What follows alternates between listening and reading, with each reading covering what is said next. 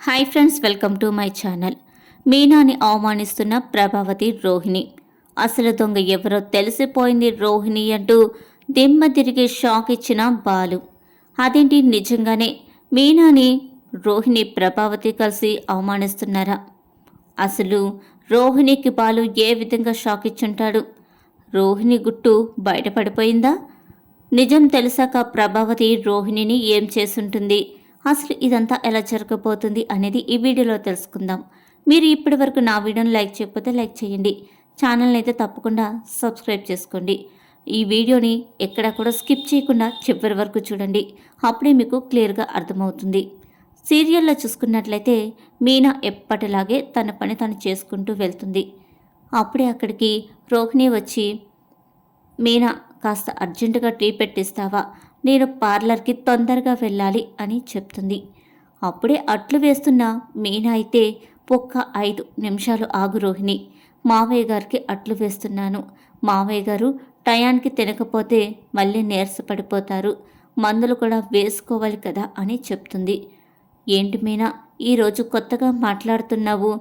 కొద్దిగా టీ పెట్టి ఇవ్వచ్చు కదా, అట్లు కావాలితే తర్వాత వేసుకో, ఎటు మావయ్య గారు ఇంటి దగ్గరే ఉంటారు కదా అని చెప్తుంది. అలా ఎలా మాట్లాడతావు రోహిణి? మావయ్య గారు మొన్నే కదా హాస్పిటల్ నుండి ఇంటికి వచ్చారు. కరెక్ట్ టయానికి తినకపోతే ఆయన హెల్త్ డిస్టర్బ్ అవుతుంది, ఆ మాత్రం కూడా నీకు తెలీదా అని మీనా అయితే రోహిణికి చెప్తుంది. అయితే ఏమంటావు, ఇప్పుడు నాకు టీ పెట్టనంటావా అని రోహిణి అడుగుతూ ఉంటుంది. టీ పెట్టను అని నేను అనట్లేదు, ఒక్క 5 నిమిషాలు ఆగమంటున్నాను. నీకు అంత అర్జెంట్ అయితే బయటకు వెళ్ళు, టీ తాగు అని చెప్తూ ఉంటుంది. ఆ మాటకి ఇంకా రోహిణికి ఎక్కడ లేని కోపం వచ్చేస్తుంది. ఎంత మాట అంటున్నావు మీనా, నీకు ఈ మధ్యన పొగరు బాగా ఎక్కువైపోయింది. ఎందుకంటే మీ తమ్ముడు దొంగతనాలు చేసి బాగా సంపాదిస్తున్నాడు కదా.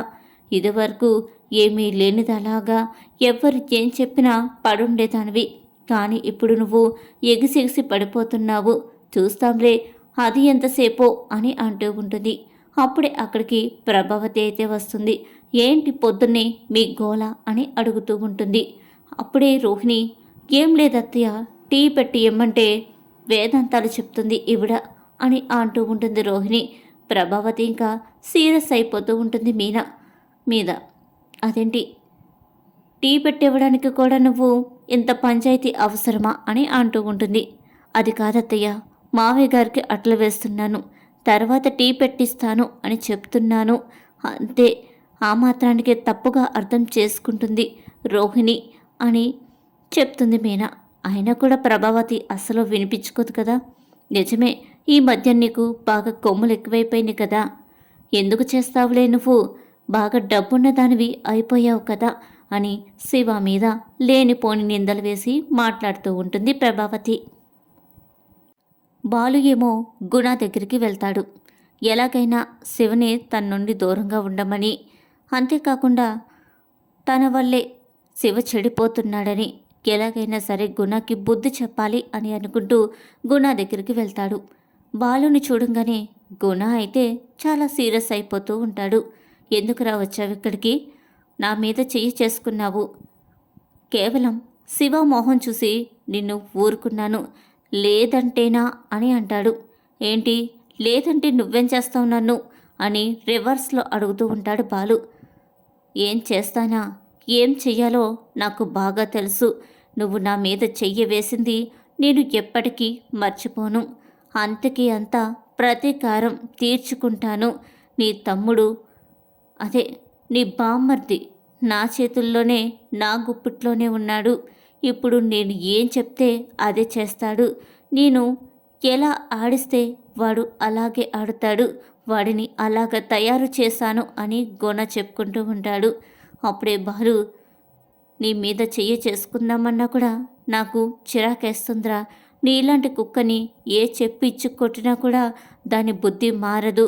కానీ నీకొక వార్నింగ్ ఇస్తున్నాను, ఇప్పటికి నుండైనా కూడా శివతో దూరంగా ఉండు. వాడు చిన్నపిల్లవాడు, వాడికి ఏమీ తెలీదు. నీతో తిరిగి వాడు చెడిపోతున్నాడు, దూరంగా ఉండు, వాడి జీవితం బాగుంటుంది అని చెప్తూ ఉంటాడు. అయినా కూడా గుణ వినిపించుకోకుండా నువ్వెవడెవరా నాకు చెప్తున్నావు, నేనేం చెయ్యాలో నాకు బాగా తెలుసులే అని అంటాడు. రేయ్, ఎక్కువ మాట్లాడుతున్నావేంటి అని బాలు అంటూ ఉంటాడు. మీ ఇంట్లో వాళ్ళే నా దగ్గర డబ్బులు అప్పుగా తీసుకుంటారా? నేను లేకపోతే అందరూ డబ్బుల కోసం ఎవరి దగ్గర అడుక్కోవాల్సి ఉంటుంది. మీ ఇంట్లో ఉంటుందే ఆ రోహిణి కూడా నా దగ్గర డబ్బులు అడుక్కుని తీసుకుని వెళ్ళింది అని చెబుతాడు. ఇక ఆ మాటకి బాలు అయితే ఒక్కసారిగా షాక్ అయిపోతాడు. ఏంటి, ఆ పార్లర్ అమ్మకి డబ్బులెందుకు? ఆవిడే పెద్ద డబ్బున్న ఆవిడ కదా అని చెప్తూ ఉంటాడు. ఏమో, డబ్బు ఉందో లేదో నాకు తెలీదు, కానీ నా దగ్గర మాత్రం డబ్బులు అప్పుగా తీసుకుంది. నీకొక విషయం చెప్పినా, పార్లర్ కూడా ఎప్పుడో అమ్మేసింది. డబ్బులు లేకే నా దగ్గర డబ్బులు తీసుకుందని నేను అనుకుంటున్నాను.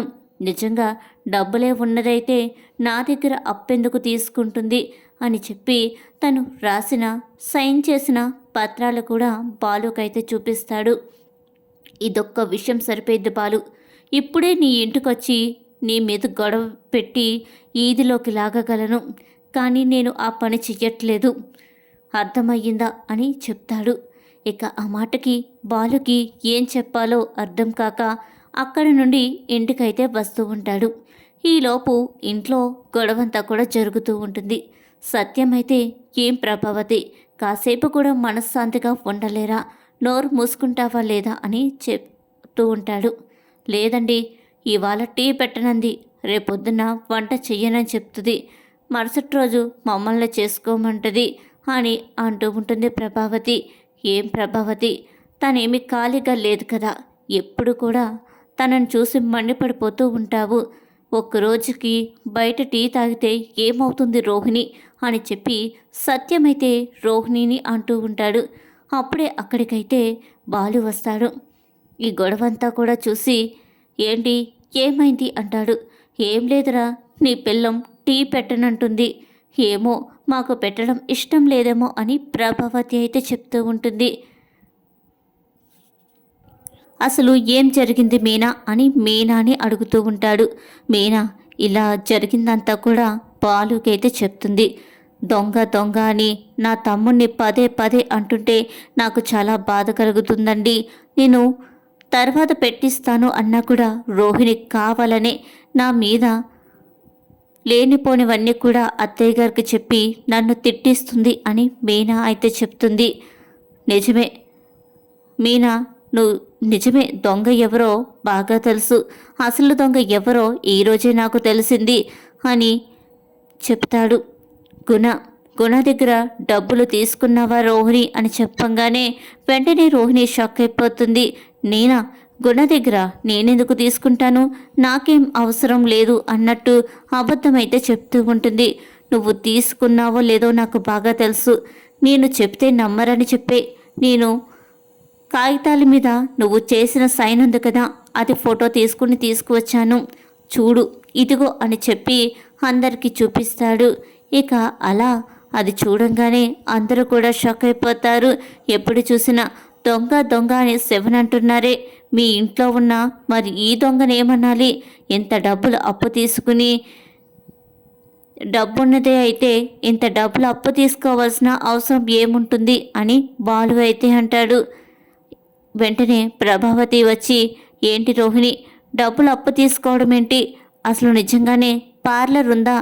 పార్లర్ ఉంటే నువ్వెందుకు డబ్బులు అప్పు తీసుకున్నావు అని నిలదీస్తూ ఉంటుంది.